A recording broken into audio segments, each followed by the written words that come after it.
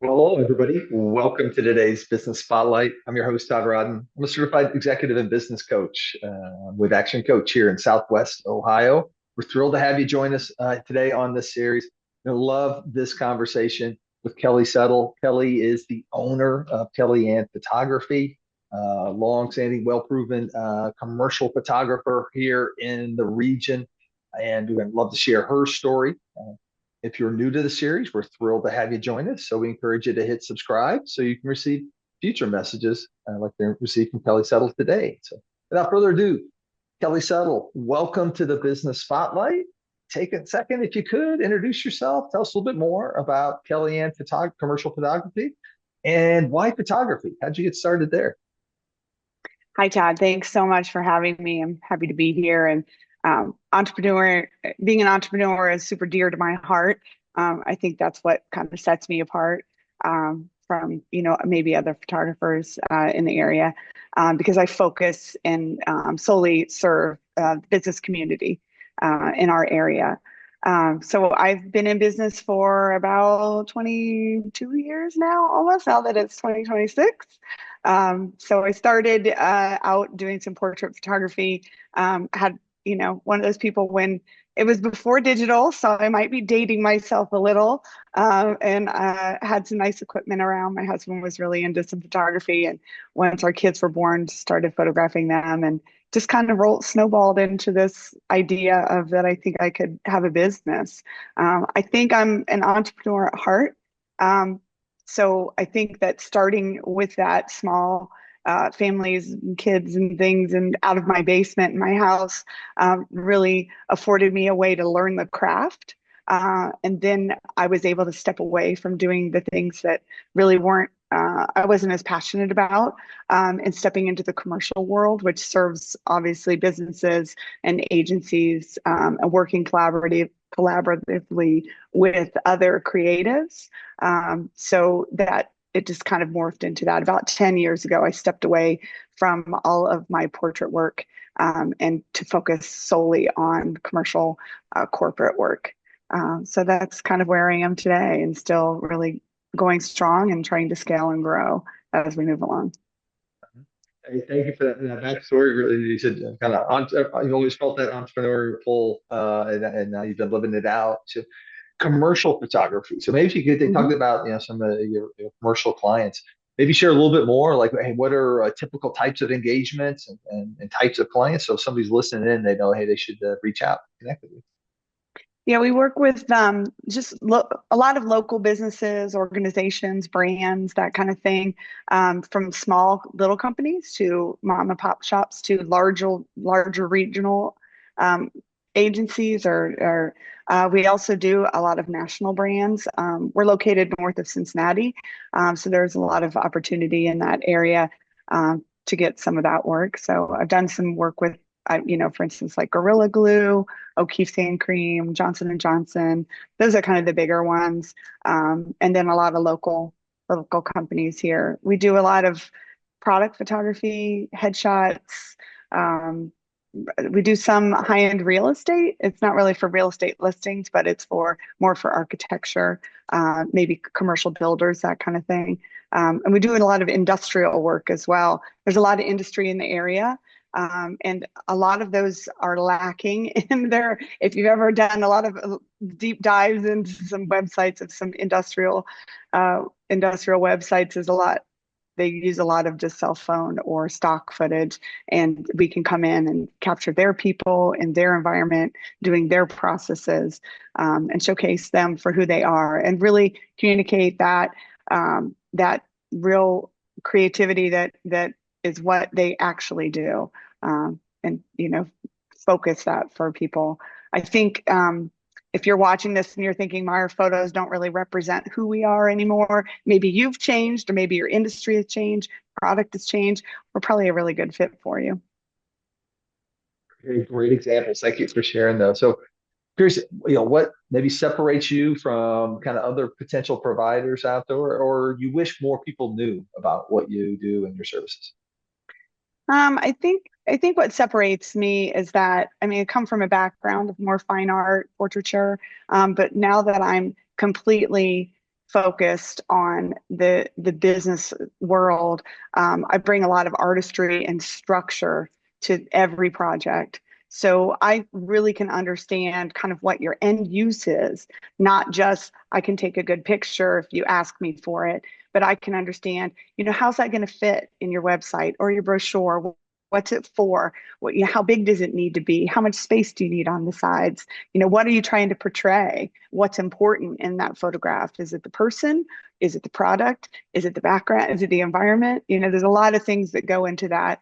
We're also really good at managing the timelines and kind of helping plan beforehand. So we're really effective when we come in. We don't want to disrupt too much as well. We're coming in to working facilities that can't stop production for us. So if we come in with a really clear plan of how we're going to attack and get those images for them, it helps the flow and helps be less disruptive. So, and we're able to accomplish that because we've done it. We do it a lot, and that's something we're really good at. Good. Okay. Thanks for those specific examples there. 20 plus 22 years now Yeah. and you talked about how you've pivoted over that time. So I'm curious, folks are always passionate trying to figure out what are some growth strategies for me. So what have been the marketing strategies that have worked for you, especially kind of post that pivot? Yeah, I think relationships are probably one of the biggest things for me for growth, for being able to reach bigger clients, getting those jobs out there that are kind of beyond just, the small things, and getting that trust built. I did a lot of work for a healthcare company in town, a healthcare management company that managed like 4 or 5 hospitals. I worked for them freelance for about 8 years. COVID hit. So that changed that environment because it's healthcare. We weren't even allowed in for over a year. It was 75% of my business at the time. So it was a humongous hit for me. But I've been able to rebuild and refocus, and I'm, financially doing better now than I did when I was with them. So, and that, not having all your eggs in one basket, there was definitely something to be said about that. It's hard not to get pigeonholed that way, though, especially as a creative when you have that relationship.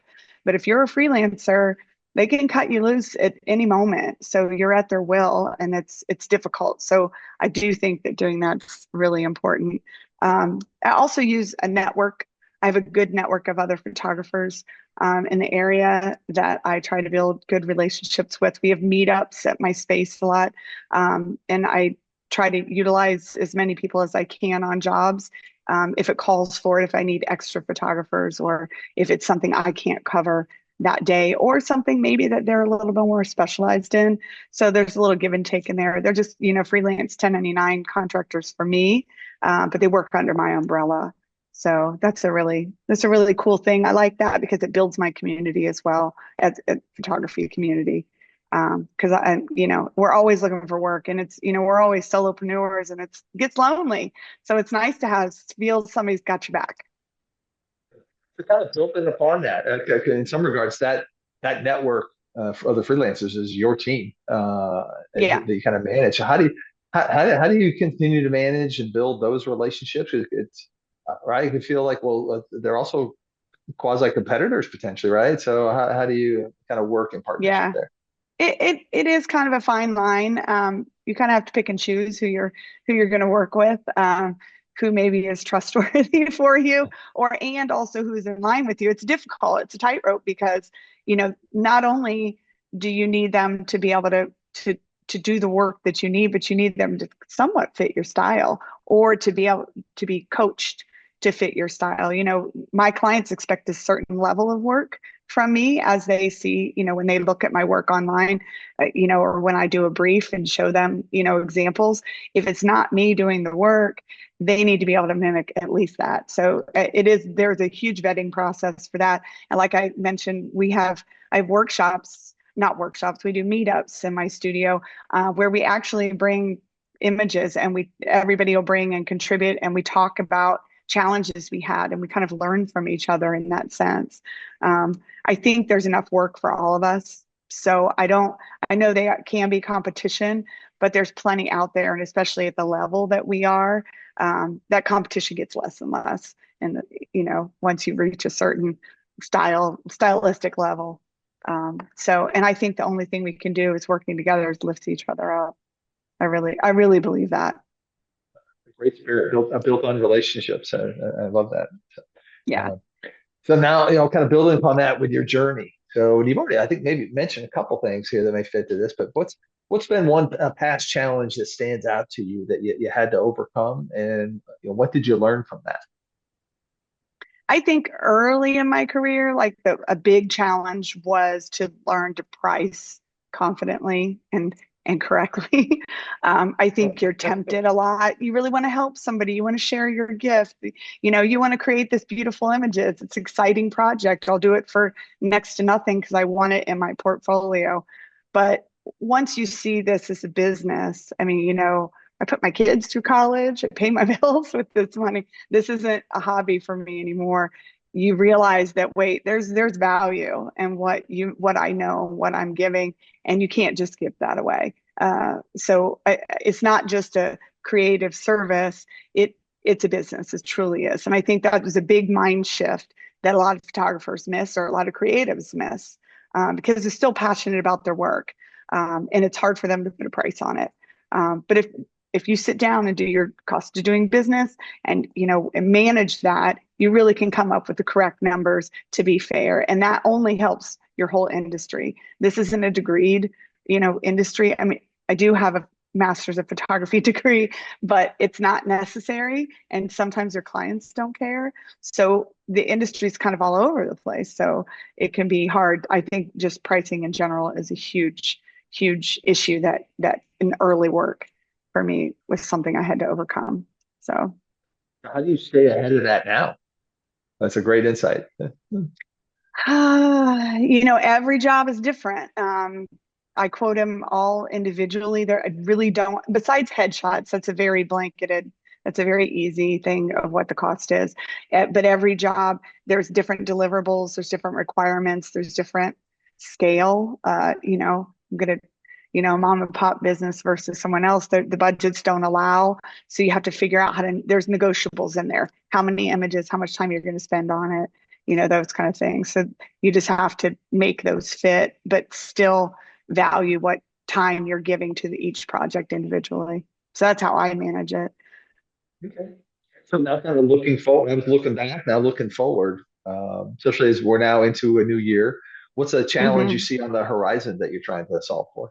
I think AI is probably my biggest challenge right now. It's definitely gonna affect. It's changing my industry every day. All the creatives, I think, designers, art directors, marketing companies, all of that. It's changing it. I think staying ahead of it is important and embracing it when it's necessary, which it's made my job a lot easier as well, just like it has for a lot of people. I think the businesses need to focus and understand that at this point, there's not authenticity in this AI imagery that's coming out. And I think your customers have that in the back of their minds. They see it, it's not quite believable. And I think that if you want to make sure that you're communicating your company and your business in an authentic way, and you want to gain the trust of your clientele, I think you need to be authentic in your images. So I think that's where it's gonna help, sustain photography, videography, all those things, because people are still gonna have that. They're not gonna trust it. You don't know what you are seeing anymore. So if it's your people again, your processes and your environment, there's no question that's you. So I'm curious if you wouldn't mind going a little bit deeper around kind of practical applications. You said, hey, you're embracing it, you're using it. Maybe if you could share like an example or two, how it's helping you in your business. sure. So I mean, the obvious of ChatGPT, just for this, I use it more for advice than I do. Well, crowdsourcing, let's call it that, not necessarily advice. I use it a lot for that. I do it a little bit for writing, my blogs and things like that. I just do it for outlines and then I fill it with my voice. but then also for me, AI is coming, it's definitely integrated now into my post-processing with images in Photoshop, Lightroom, all the Adobe products for me. It's just streamlined culling, editing, things that honestly are time sucks for me. Um, I don't do a lot of post-processing because I'm working with usually with teams, with marketing teams, and they want to do a lot of that. I usually deliver very unedited images, just color corrected and things, but it still can do it in a millisecond, where things I used to take hours for me to do by hand. So it definitely has made some things easier for sure. Now, yeah, and looking forward, in terms of your vision for the business, 20 plus years in now, where do you see the business? I don't know, 5, 10 years down the road. Where do you dream about getting it to? Well, I'd love to have more consistency in bookings. I always feel like I'm a scrapper out here. I'm always hustling, trying to get more business and trying to network more, and just trying to secure those jobs for my business. I would love in the next 5 years to bring on an associate photographer, either probably full time. I would love to see that happen. Um, I'd love to scale up a little bit and have enough work for 2 full-time photographers, and then possibly, upon my exit, my husband's getting ready to retire in a few years, so I'm starting to think about that as well, and what our life is going to look like. And I don't want to necessarily let the business go or what I do go, but I probably won't want to do it in the next 10 years like I am today. So I'm kind of looking towards that future of trying to figure out how to grow, but how to kind of pull back in the same time. Yeah. I'm not gonna be able to do it alone. So I'm gonna have to find those people that wanna do that with me. Okay, very, very common kind of scaling dilemma for folks. Yeah. Okay.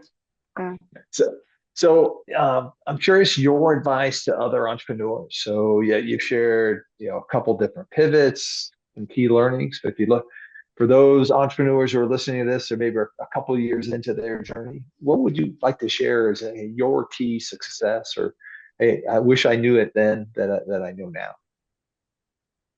I mean, I would say my keys to success are showing up, consistency.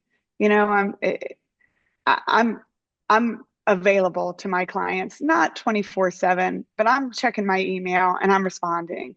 I'm answering my phone if I can. If not, I'm returning those phone calls. Um, I think, making sure you're on time, those kind of things.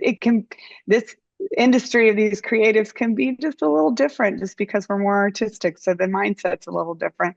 So I think it's important to keep that professionalism 100%. It's a big key to my success. I honestly believe that.